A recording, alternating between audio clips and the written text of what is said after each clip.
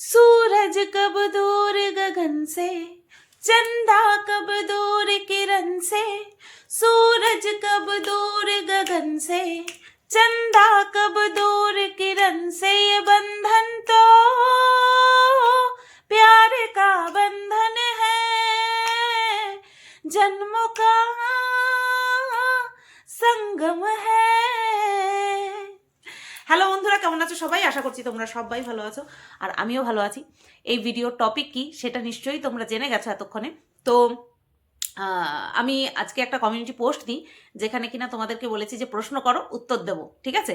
তো সেখানেই প্রশ্ন কি কদ্দূর এসেছে, কদ্দূর কমেন্ট এসেছে, তো চলো শুরু করি, ঝটাফট শুরু করি। আজকে বেশ ইমোশনস একেবারে ঢেলে দেবো। তো তার আগে বলি, এই যে গানটা করলাম আমি, সেই গানটা কিন্তু আমার সকল ভিউয়ার্সদের উদ্দেশ্যে, যারা কিনা আমার সমস্ত আপস অ্যান্ড ডাউনসে আমার পাশে সাপোর্টার হিসেবে ছিল, আমার পাশে সাপোর্টার হিসেবে ছিল, সেই সমস্ত দর্শকদেরকে আমি এই গানটা আজকে শুরুতে যে গাইলাম ডেডিকেট করলাম, যদি না কপিরাইট দেয় তো, ঠিক আছে? তো চলো শুরু করি। পরপর পড়ছি আমি। 31 মিনিট আগে, আচ্ছা টাইমটা উল্লেখ করার দরকার নেই। রিম্পা অফিসিয়াল কমেন্ট করেছে, দি ভাই আমার একটা কোয়েশ্চেন, মারু ভিডিও ডেলি দেয় না কেন? একদিন ভিডিও দিলে পরের দিন, আচ্ছা এটা পরের হবে, পপর হয়ে গেছে, যাই হোক, পরের দিন কি হয়? প্লিজ রিপ্লাইটা দিও কিন্তু, লাভ ফ্রম সিঙ্গুর। আচ্ছা চলো এই কোয়েশ্চেনটার আনসারটা আমি দিই। আমি যতদূর বুঝতে পারছি, ঠিক আছে, যতদূর আমি চিনি জানি, যতদূর বুঝতে পারছি, তাতে করে এইটা উত্তর দেব। কারণ এটা তো একেবারে মানে ওই যে প্রশ্ন উত্তরের মতন না, যে ডাইরেক্ট প্রশ্ন করছো ডাইরেক্ট আমি উত্তর দিয়ে দিচ্ছি, মানে সলিড উত্তর। এটা অনুমান প্রসূত উত্তর।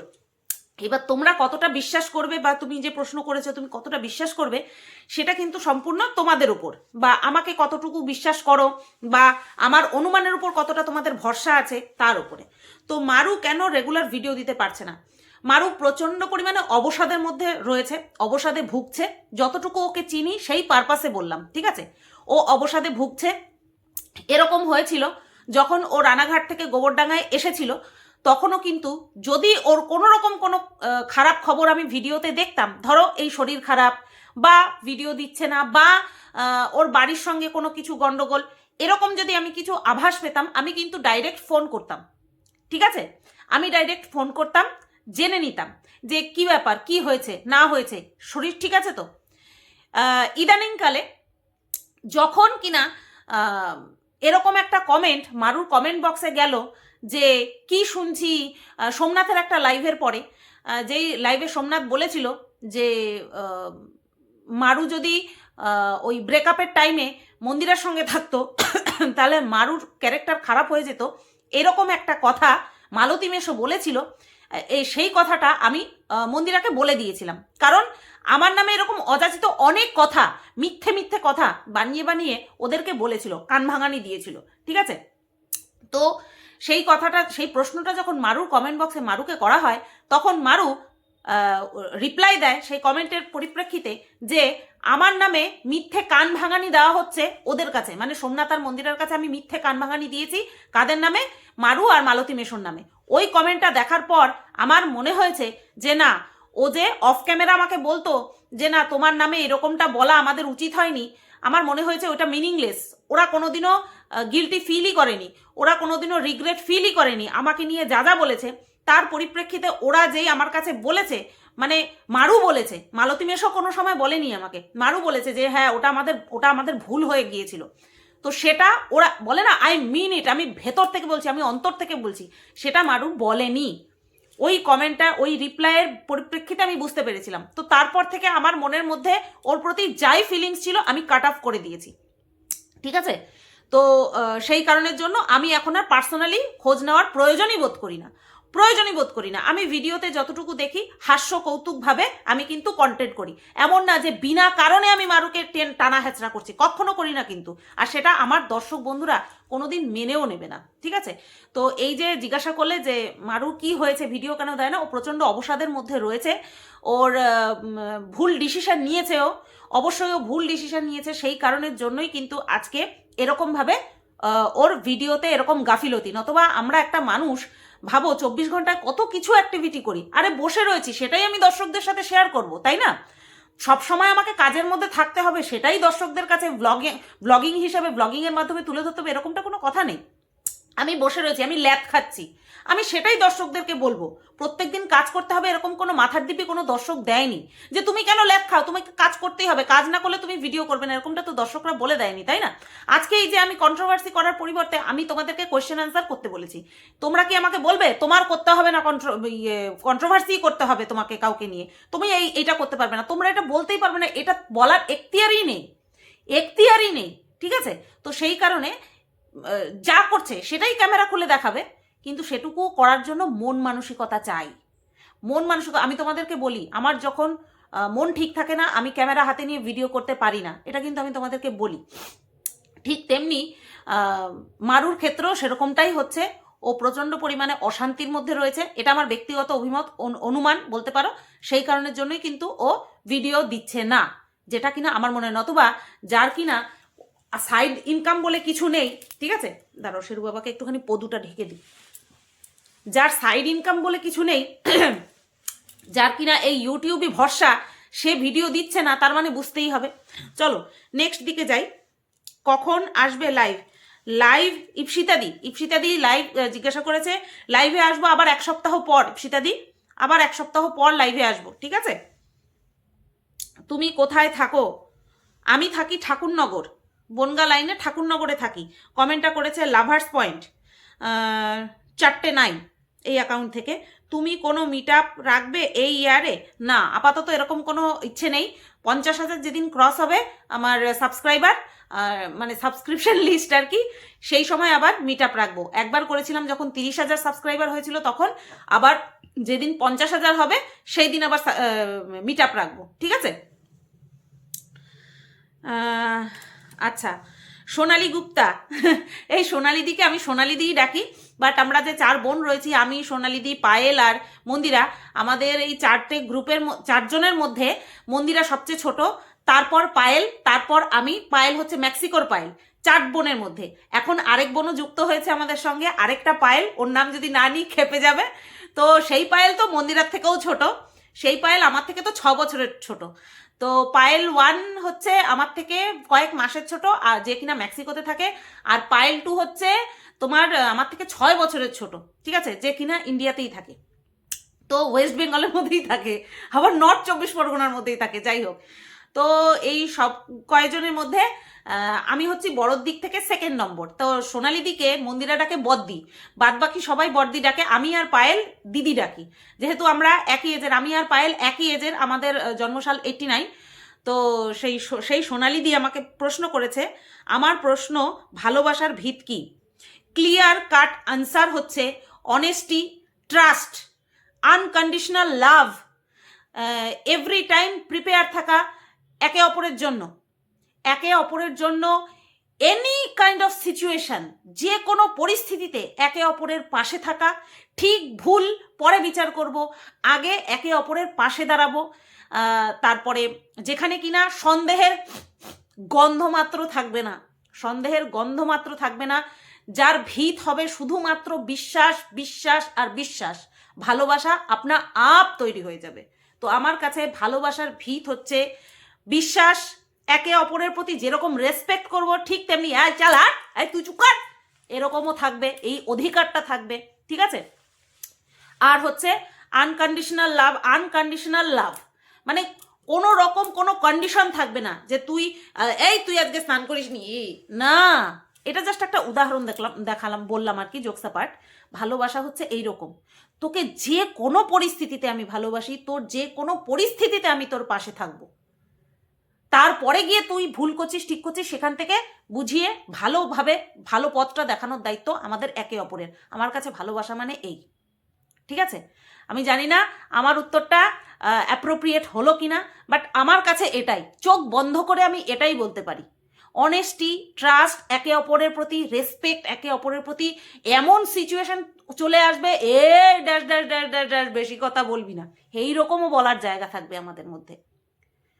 ক্ষুদ্র থেকে ক্ষুদ্র, ডিপ থেকে ডিপ, হালকা থেকে হালকা, সমস্ত রকমের কথা আমরা একে অপরের কাছে শেয়ার করতে পারবো, কোনো রকম কোনো দ্বিধা দ্বন্দ্ব ছাড়া। এটাকেই বলছি ট্রাস্ট। আমার কাছে ভালোবাসা মানে এই, ঠিক আছে? মানে একের কষ্টে অপরের ব্যথা হবে, যন্ত্রণা হবে, তা না হলে ভালোবাসা হয়ই না, তাই না? জানি না কদ্দূর কি বলতে পারলাম, আমার ভেতর থেকে নিংড়ে আমি এই কথাটার উত্তর দিলাম, কারণ আমি প্রচণ্ড পরিমাণে ভালোবাসার কাঙাল। আর আমি এই জায়গাটায় আমার বেশ কিছু সাপোর্টার, যারা কিনা আমাকে বহু আগের থেকে আমাকে সাপোর্ট করছে, যে কোনো সিচুয়েশনে আমার সঙ্গ ছাড়েনি, যে কোনো সিচুয়েশনে। সুতপা ভুল করছে তাতে কি, সুতপাকে ভালো তো বাসি, সুতপাকে বোঝানোর চেষ্টা করবো, সুতপা তুমি কিন্তু এটা ঠিক করছো না, কিন্তু সঙ্গ ছেড়ে দিয়ে যায়নি। এটাকে বলে ভালোবাসা, যেটা কিনা আমি আমার সাপোর্টারদের কাছ থেকে হিউজ পরিমাণে পেয়েছি, হিউজ পরিমাণে পেয়েছি। আর তার জন্যই কিন্তু এখনো পর্যন্ত আমি এত টালমাটাল পরিস্থিতির পরেও কিন্তু দাঁড়িয়ে আছি। তো আমার কাছে এই হচ্ছে ভালোবাসার মানে বা ভিত। চলো সোনালি দি, উত্তর দিয়ে দিয়েছি। নেক্সট প্রশ্ন করেছে ফারজানা ডন, তুমি আর মন্দিরা কোথায় ঘুরতে যাচ্ছ বলো। মন্দিরা ঘুরতে যাচ্ছে, মন্দিরা ঘুরতে যাচ্ছে, আমি ঘুরতে যাচ্ছি জানি, মন্দিরাও ঘুরতে যাচ্ছে। সারপ্রাইজ সারপ্রাইজ সারপ্রাইজ থাকলো এটা, ঠিক আছে? যে আমি আর মন্দিরা একসাথে যাচ্ছি, নাকি মন্দিরারা অন্য কোথাও যাচ্ছে আর আমরা অন্য কোথাও যাচ্ছি, এটা একটুখানি সারপ্রাইজ রাখলাম তোমাদের কাছে, ঠিক আছে? আচ্ছা, রেশমি আমাকে ভালোবাসা জানিয়েছে, তোমাকেও অনেক ভালোবাসা। আফরোজা লিখেছে, প্রথম প্রশ্ন, সংসার জীবনে এখন কেমন আছো? সংসার জীবন মানেই হার্টবিটের মতন ups downs, ups and downs, ups and downs. ঠিক তেমনি আমার সংসার জীবনও ups and downs, ups and downs, ups and ডাউনসের মধ্যে দিয়েই যাচ্ছে। আমার মনে হয় কেউ সংসার জীবনে পুরো বলতে পারে না আমি ভীষণ সুখে আছি, ভীষণ খুশিতে আছি, কোনো টেনশন নেই, কেউ বলতে পারে না। আবার এটাও হয় না যে দূর আমি ভালোই নেই, এরকমটাও না। যে বলে আমি ভালোই নেই, আমি দূর ভালো নেই, সে ভালো জিনিসটা অ্যাকসেপ্টই করতে পারে না। তো আমিও ঠিক সেরকম আপস অ্যান্ড ডাউনসের মধ্যে দিয়ে যাচ্ছি, সংসার সামলাচ্ছি, সংসার করছি, এইটুকুই, ঠিক আছে? চলো তোমারই নেক্সট প্রশ্ন। দ্বিতীয় প্রশ্ন, মারিয়ার সাথে কি তোমার কোনো যোগাযোগ আছে? না, বর্তমানে না, একেবারেই না, কোনো দিক থেকে না, ঠিক আছে? আচ্ছা, নেক্সট প্রশ্ন হচ্ছে রূপা দাস, প্রশ্ন না লিখেছে, দিদি আমার কোনো প্রশ্ন নেই, তোমরা সবাই ভালো থাকো আর সুস্থ থাকো সারা জীবন, লাভ দি, আমি শিলিগুড়ি থেকে দেখছি। তোমাকে অনেক ভালোবাসা রূপা।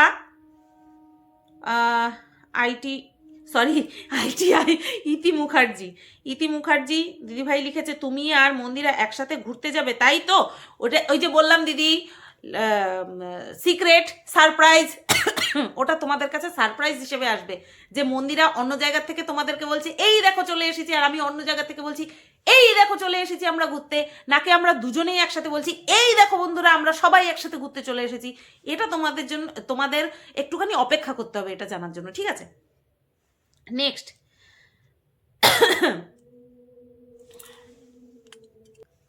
নেক্সট হচ্ছে এসবি ডেইলি রুটিন লাইফস্টাইল, আমি তোমার সাথে দেখা করতে চাই, আমার চ্যানেলটা নিয়ে কিছু বলার আছে। আমি প্রথম কথা হচ্ছে চ্যানেল সংক্রান্ত আমি কোনো বিষয় তো জানি না গো। আর চ্যানেল সংক্রান্ত বিষয় নিয়ে তুমি টেকনিক্যাল চ্যানেল ফলো করো, ইউটিউবে বহুত টেকনিক্যাল চ্যানেল আছে। তোমার যেই এই কাশিটা এবার জ্বালাবে, তোমার যেই সমস্যা হচ্ছে চ্যানেল নিয়ে সেই সম্পর্কে সার্চ করো, প্রচুর বাংলা ভিডিও পেয়ে যাবে, বাংলা ভাষাতেও প্রচুর ভিডিও পেয়ে যাবে, ঠিক আছে? আমি টেকনিক্যাল বিষয়ে জানি না, সুতরাং আমার সঙ্গে তুমি এমনি চাইলে দেখা করতে পারো, বাট চ্যানেল সম্পর্কে আমি কোনো অ্যাডভাইস বা সাহায্য তোমাকে করতে পারবো বলে আমার মনে হয় না, ঠিক আছে? তো নেক্সট হচ্ছে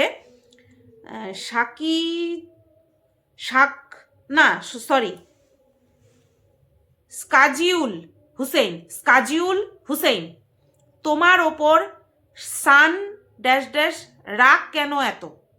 সান সান ড্যাশ ড্যাশ ড্যাশ, বুঝতেই পারলাম না কার কথা বলছো, কি বলছো আমি বুঝতে পারলাম না, তার জন্য তোমার আনসারটা আমি দিতে পারলাম না। পর্ণা মজুমদার দিভাই বলছে, আমার প্রশ্ন, তোমার ব্লগ দেখে অনেকেই ইন্সপিরেশন পায়, সাহস পায়, কিন্তু তোমার ইন্সপিরেশনের মেইন সোর্স কি বা কে? আমার ইন্সপিরেশন মানে তোমার ব্লগ দেখে, আমার ব্লগে হচ্ছে আমি কাজবাজ করি, তাই তো? আমার কাজবাজ দেখে মানুষে ইন্সপায়ার হয়। তো আমার ব্লগে শুধুমাত্র রান্নাবান্না তো থাকে না, আমি সারাদিনে যা করছি, প্রত্যেকের ব্লগে শুধু রান্নাবান্না থাকে না, সে সারাদিনে যা করছে তাই থাকে। আচ্ছা, এবার আমাকে দেখে কি ইন্সপায়ার হয়? রান্নাবান্না করার মধ্যে যদি বলো যে ভালো রান্না পারি, যেটা কিনা তোমরা আমাকে কমেন্টে বলো, তাহলে বলবো এটা আমি আমার মায়ের হাতের রান্নাও ভালো, আমার ঠাকুমার হাতের রান্না বহু ছোটোবেলায় খেয়েছি, আমার স্বাদ মনে নেই, বিশ্বাস করো আমার স্বাদ মনে নেই, তবে খারাপ ছিল না। তারপরে আমার দিদার হাতের রান্না বলো, আমার শাশুড়ির হাতের রান্না তো টু গুড। এবার এই রান্না বান্নার ইন্সপিরেশন যদি বলো, এই সবাইকে মিলিয়ে, আমি কাউকে বাদ দিতে পারবো না। আমার মাও ভালো রান্না করে, আমার দিদাও ভালো রান্না করে, আমার শাশুড়ি মাও ভালো রান্না করে। তো এই রান্না বান্নার ইন্সপিরেশন আমি শাশুড়ি মায়ের কাছ থেকে পেয়েছি। আর কাজের মধ্যে পাংচুয়ালিটি, নিয়মানুবর্তিতা বা পরিপাটি করে যদি করার কথা বলো, তাহলে সেই ইন্সপিরেশনটা one and only credit goes to my father. আমার বাবাকেই যায়, আমার বাবাকে দেখে আমি কাজের পরিপাটি, তাও আমি আমার বাবার মতন অত ভালো পারি না, তবু যতটুকু পেয়েছি তোমরা দেখতে পাও সেটুকু আমার বাবার থেকে পেয়েছি। আমার বাবা এরকম খুব পরিপাটি করে, পরিষ্কার একদম ভীষণ।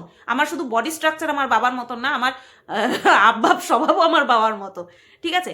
এছাড়া যদি বলো যে একসাথে ঘর সংসার দেখছি, ব্লগিং, কন্ট্রোভার্সি, তারপর হচ্ছে তোমার বিজনেস, এই দিক থেকেও যদি বলো, এটাও কিন্তু আমি আমার বাবাকে দেখেই শিখেছি।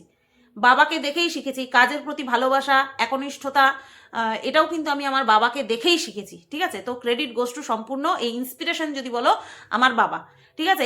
এই এই ক্রেডিট আমি অন্য কাউকে দিতেই পারবো না। আর যদি বলো যে কারেজ, যে কোনো পরিস্থিতিতেই মানে হেরে না যাওয়া, এই একটা বিষয় কিন্তু আমাকে সবাই বলে যে এত পারো কি করে, সামলাতে পারো কি করে। এই credit also goes to my father. আমার বাবাকে দেখেছি স্ট্রোক হওয়ার 3 দিন পরে সাইকেল চালিয়ে আবার কাজে গেছে। তো আমার বাবা, ইমোশনাল হয়ে যাচ্ছি, বাবাকে ফোন করতে হবে, ভিডিওটা শেষ করি, বাবাকে ফোন করতে হবে। তো আমার বাবা প্রচণ্ড পরিমাণে অকুতো ভয়, মারাত্মক, মানে আমি বাবার ছিটে ফোটাও পাইনি। আমার বাবা মানে আমার কাছে বলতে পারো আইডল, ঠিক আছে? তো এটাই, যদি আমি কাউকে আমার ইন্সপিরেশন বলে মনে করার কথা হয় রান্নাবান্না বাদ দিয়ে, তাহলে আমার বাবা, ঠিক আছে পর্ণাদি ভাই? আচ্ছা, বুলবুল সিরাজ হোসেন, সুতপা আন্টি, তোমাকে আমার খুব ভালো লাগে।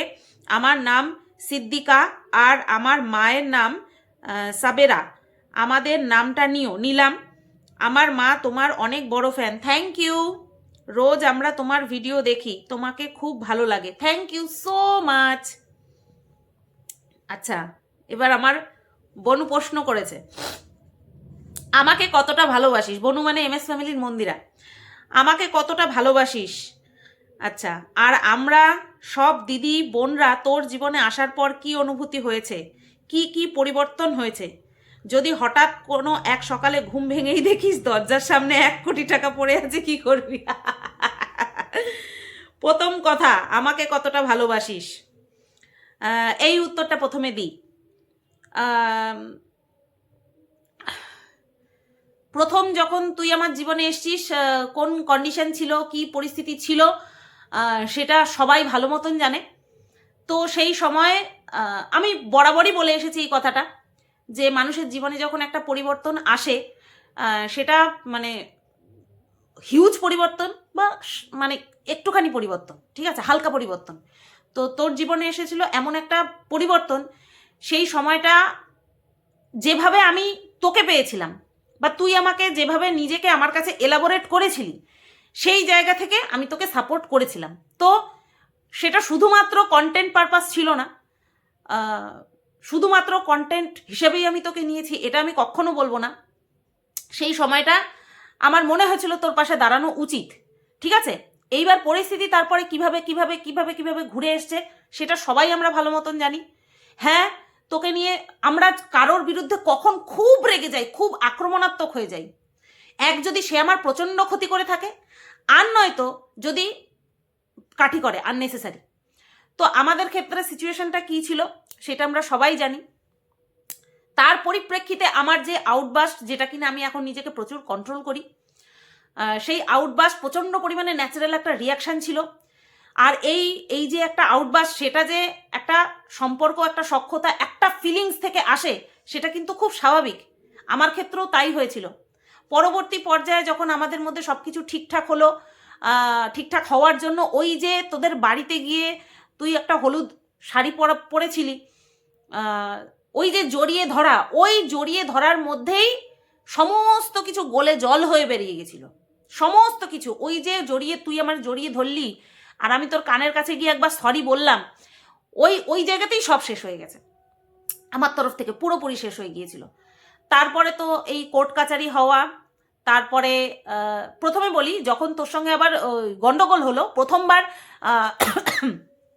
এই কোর্ট কাচারি হওয়ার আগে, মানে আমার নামে এফআইআর করার আগে, তখন আমার একটাই মনে হতো যে এই মেয়েটার জন্য আমার কত সম্পর্ক, ইউটিউব পারপাস যে সম্পর্কগুলো হয়েছিল, সেগুলো কতগুলো সম্পর্ক আমার নষ্ট হয়ে গেল। আর এও লাস্টে আমার সাথে এরকম করলো, এদের সাথে আমার এরকম হয়ে গেল, এরকম একটা ফিলিংস প্রচণ্ড পরিমাণে এসেছে। পরবর্তী পর্যায়ে গিয়ে আমার মনে হয়েছে যে যেই সম্পর্কগুলো আমার জীবনে এসেছে, কিছু না কিছু শিখিয়ে দিয়ে আমাকে গেছে। আর যারা গেছে তাদেরকে আমি আমার জীবনে স্বপ্নেও আর ফেরত পেতে চাই না কোনোদিন। একটা সম্পর্ক আমাকে খুব কষ্ট দিয়ে গেছে, বাট সেই কষ্ট আর অবশিষ্ট নেই, সেই কষ্টটা আর অবশিষ্ট নেই।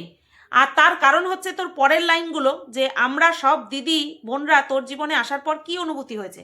প্রচুর কষ্ট লাঘব হয়েছে, প্রচুর কষ্ট লাঘব হয়েছে। প্রথমে তোর বিষয়টা ক্লিয়ার করে নি। যেই মেয়েটা একটা ইউটিউবে নিজের পরিচয় তৈরি করেছে বহু আগে, এই দুর্ঘটনা ঘটার, তোর জীবনে এই দুর্ঘটনা ঘটার বহু আগে নিজের একটা পরিচয় তুই তৈরি করেছিস, যেখান থেকে তোকে লোকে নিয়ে সমালোচনা করে, মানে তোকে নিয়ে সমালোচনা করার মতন জায়গাটা তুই তৈরি করেছিস, তোর সেই অধাটা তুই তৈরি করেছিস। তারপরে গিয়ে তোর জীবনে এই দুর্ঘটনা ঘটে। যদি কেউ বলে যে তোর এই দুর্ঘটনা থেকে তোকে চেনে, আমি সেটা মানতে নারাজ। তো সেই জায়গা থেকে দাঁড়িয়ে তোর এরকম একটা পরিচিতি থাকা সত্ত্বেও, আমি যে কিনা দাপানো একজন কন্ট্রোভার্সি ক্রিয়েটার ছিলাম, তাকে এইভাবে সর্বসমক্ষে দিদি বলে সম্বোধন শুধু নয়, দিদি বলে ভালোবাসা এবং তার যে একটা স্বীকৃতি দেওয়া, সেটা সব ব্লগাররা পারবে না, কোনোদিনই পারবে না। তো সেই জায়গা থেকে দাঁড়িয়ে তুই যথেষ্ট ভালোবাসার, ওটা কি বলে না, দাবি করিস তুই। আর এই এই এই যে ভালোবাসার যে দাবি, এটা কিন্তু তুই তোর ভালোবাসা দিয়েই আদায় করে নিচ্ছিস। এমনটা না যে তোর কাছে আমি দায়বদ্ধ, এমনটা না যে তুই রোজ আমাকে কমিউনিটিতে দিচ্ছিস, এমনটা না তোর ভিডিওতে আমি ডেলি মুখ দেখাচ্ছি, মানে যেটা কিনা স্বার্থের সম্পর্ক, সেটা কিন্তু কোনো জায়গা থেকে এখন আর অবশিষ্ট নেই। যা আছে পুরোটাই একেবারে এখন মানসিক সম্পর্ক তৈরি হয়ে গেছে।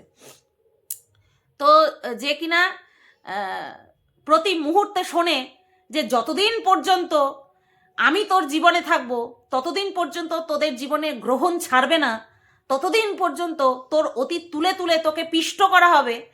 তারপরেও তুই জাস্ট এরকম করে আমার ছর্দি বলে দাবি করিস, সেইখানে তুই তোর অধিকার ভালোবাসা পাওয়া, সেখান থেকে তোকে আমি বহুত ভালোবাসি, অনেক ভালোবাসি, ঠিক আছে? যতটা তুই ভালোবাসা পাওয়ার যোগ্য, তার থেকে অনেক বেশি ভালোবাসি। নিজেকে কেন নিচে রাখবো? আচ্ছা, এইবার আসি, ইমোশনাল হয়ে যাচ্ছি আমি। আর আমরা সব দিদি বোনরা তোর জীবনে আসার পর কি অনুভূতি হয়েছে, ওই যে বললাম, কোনো খারাপ লাগা সেটা একেবারে কমে যায় তোদের সাথে সব কিছু শেয়ার করলে পরে। কোনো ভালো লাগা সেটা 10 গুণ বেড়ে যায় তোদের সাথে শেয়ার করলে। যেই সম্পর্কগুলো হারিয়ে গেছিলো, সেই সম্পর্কগুলোর কষ্টটা লাঘব হয়ে গেছে, শেষ হয়ে গেছে, নিঃশেষ হয়ে গেছে। জীবনে চলার পথে অনেক এক্সপিরিয়েন্স গ্যাদার করার পরে, অনেক ঠোকর খাওয়ার পরে, অনেক লস করার পরে, নিজের আবেগ লস করার পরে এতটা প্রাপ্তি হবে সেটা কোনোদিনও ভাবিনি। আর এমন মানুষদের কাছ থেকে এখন ভালোবাসা পাচ্ছি যারা কিনা আমার একসময় ওকে শেষ করে দিতে হবে এরকম একটা মেন্টালিটি রাখতো। অর্থাৎ ওই যে বলেছি যে ছাই থেকে শুরু করেছি আমরা আমাদের সম্পর্ক, তো এইটা যেই শিকড় গেড়েছে না মাটিতে, একটু হলেও মজবুত আছে। তো তোরা সবাই আমার জীবনে আসার পরে যে একটা ফাঁকা জায়গা কেউ তৈরি করে দিয়ে গেছিল, সেই জায়গাটা ভরাট করে সেখানে ইমারত তৈরি হয়ে গেছে, সেখানে বড় ইমারত তৈরি হয়ে গেছে। সমাজ মে আয়া কুছ? কি কি পরিবর্তন হয়েছে বললাম। যদি হঠাৎ কোনো এক সকালে ঘুম ভেঙেই দেখিস দরজার সামনে 1 কোটি টাকা পড়ে আছে, কি করবি? ইম্পসিবল। প্রথমত ইম্পসিবল যে আমি দরজা খুলে দেখব 1 কোটি টাকা পড়ে রয়েছে। টাকার বিষয়ে আমি বলতে চাই, একবার আর্থিক সাহায্য চেয়েছি, খুব খারাপ পরিস্থিতিতে দাঁড়িয়ে আর্থিক সাহায্য চেয়েছিলাম। ওই রকম পরিস্থিতি আমার শত্রুর জীবনেও আসুক, এটা আমি কোনোদিনও চাইবো না, দুঃস্বপ্নেও চাইবো না। 3 নম্বর কথা হচ্ছে, যেটা কিনা শ্রেষ্ঠ কথা আমার জীবনে, আমি পড়ে থাকা টাকা নেবই না। আমি পড়ে থাকা টাকা নেবই না। শরীরে যতক্ষণ ক্ষমতা আছে, শক্তি আছে, পরিশ্রম করে টাকা উপার্জন করব। সে 1 কোটি টাকার আমার দরকার নেই, ঠিক আছে? এটাই হচ্ছে কথা। 1 কোটি টাকা যদি পড়েও থাকে, আমি সেটাকে তদন্ত করব, কে ফেলে গেছে, কার টাকা, কি ইতিবৃত্তান্ত, সোজা চলে যাব প্রশাসনের কাছে, প্রশাসনের দ্বারস্থ হবো টাকাটা নিয়ে। Got it? উত্তর পাইছ শোনা? আচ্ছা, র্যাপিড প্রশ্ন আনসার দিতে হবে। প্রশ্নটা করেছে